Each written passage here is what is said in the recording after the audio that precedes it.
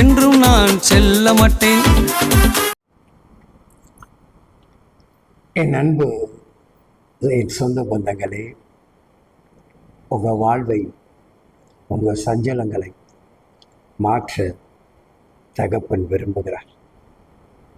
மிகுந்த சந்தோஷத்தை கொடுக்க அவர் மன விருப்பமாக இருக்கிறார். ஏன் ஆண்டவர் என்னை சோதிக்கிறார்? ஏன் ஆண்டவர் என்னை சஞ்சலப்படுத்துகிறார்? நான் அவரை தானே நம்பி இருக்கிறேன். நான் அவருடைய பாதத்தை தவிர எனக்கு வேறு ஒன்றுமே தெரியாது. என் தகப்பனே என்னை கைவிட்டார், நான் எங்கே போவேன் என்று சொல்லி கலங்கி கொண்டிருக்கக்கூடிய என் அன்பு மகனே, என் அன்பு மகளே, இந்த தகப்பன் சஞ்சலத்தை நீக்குவாருமா. உன் வேதனைகளை அவர் கண்ணோக்கி பார்க்கிறார். உன் நெருக்கத்தை தந்தை பார்த்து கொண்டிருக்கிறார். விட்டுவிட மாட்டார்.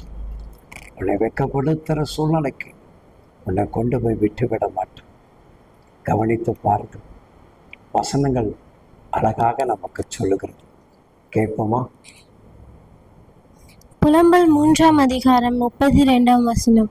அவர் சஞ்சலப்படுத்தினாலும் தமது மிகுந்த கிருபையின்படி இறங்குவார். கவனித்து பாருங்கள். ஒருவேளை இப்படி நீ புலம்பி நீ செபித்திருக்கலாம். என் ஆண்டவர் என்னை ரொம்ப சஞ்சலப்படுத்திட்டார், என் ஆண்டவர் என்னை ரொம்ப வேதனைப்படுத்திட்டார் என்று நீ சொல்லி கொண்டிருக்கிற உன் மேலதான் தகப்படி மிகப்பெரிய கிருபை இறங்குகிறது. அண்ணால் கவனித்து பாருங்கள். நாச்சியாளர் மிகுந்த நிந்தை அடைத்தார், மிகுந்த மனக்கசம் அடைத்தார். தகப்பன் அவளுக்கு இறங்கினார். தேவன் அவள் மீது மனம் இறங்கினார். இறங்கும் போது என்ன நடந்தது?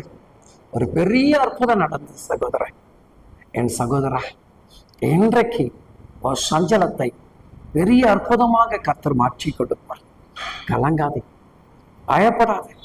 உன் சஞ்சலங்கள் நீங்குகிறது, உன் வேதனைகள் மாறுகிறது.